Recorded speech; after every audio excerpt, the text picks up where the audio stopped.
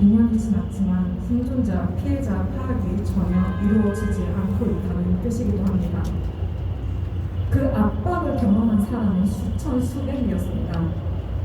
부상자로만 분류된 323명이 다가 아님을 여러분들도 아시겠지요.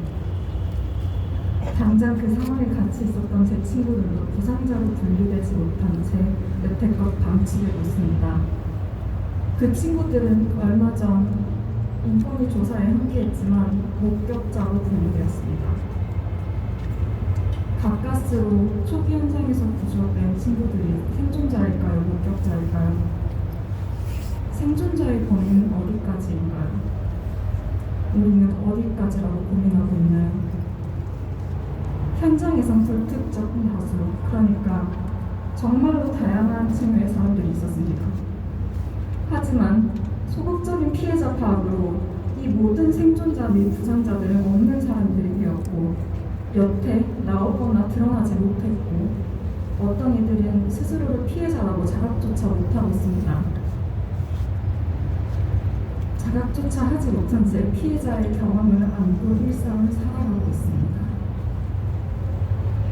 이렇게 파악조차 제대로 하지 못하는 현실 속에서 160번째 희생자가 없다고 감히 단언할 수 있을까요?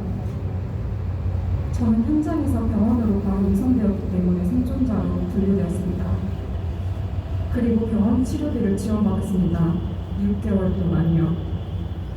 하지만 치료에 따른 부가적인 부분들에 대해서는 병원에 의해 지원을 받았습니다. 이 정부가 아닌 병원에 의해서요. 병원에서 먼저 안내가 왔습니다.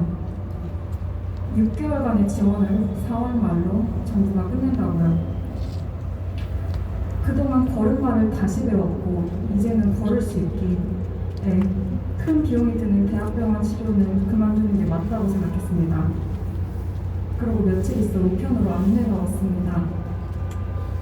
2주도 안 되는 짧은 기간 내로 당신의 부상과 고통이 이태원 참사로 인하였음을 밝히는 의사소견서를 첨부하여 지원 연장 신청을 하라는 안내문이었습니다.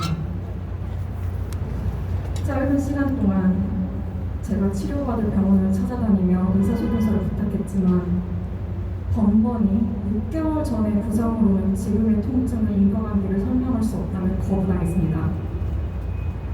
그렇게 거부당하고 저는 좌절했습니다. 그리고 연장 신청을 포기했습니다. 그 한 번의 연장 신청을 포기한 뒤로 다시는 제게 피해자 지원 안내가 오지 않았습니다. 정부든 지역구에서든 어느 곳에서도요. 1년 반 동안 그렇게 방치되어 왔습니다. 저라는 생존자와 제 다리의 통증이요.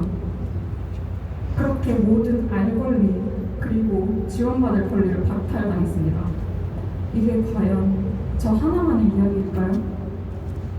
생존자로 나왔지만 저는 이 생존자라는 전체를 대표할 수 없습니다. 방치된 채, 권리를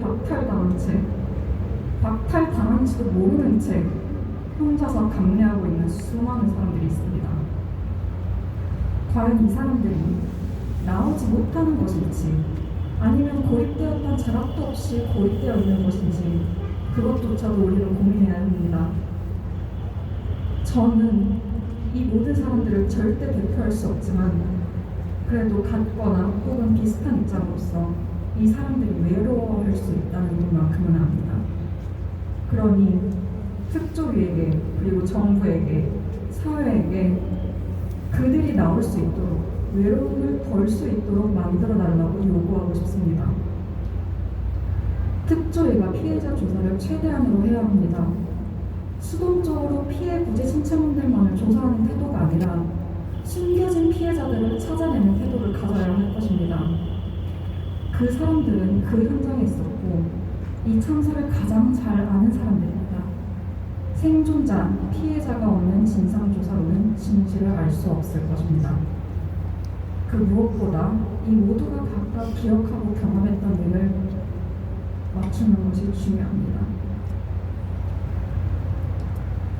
작년 이 자리에서 한영애님께서 노래를 불러주셨습니다. 그러나 저는 한영애님의 누구 없소 없어라는 노래를 떠올렸는데요. 오늘 저는 그 골목길에 같이 있으려 합니다.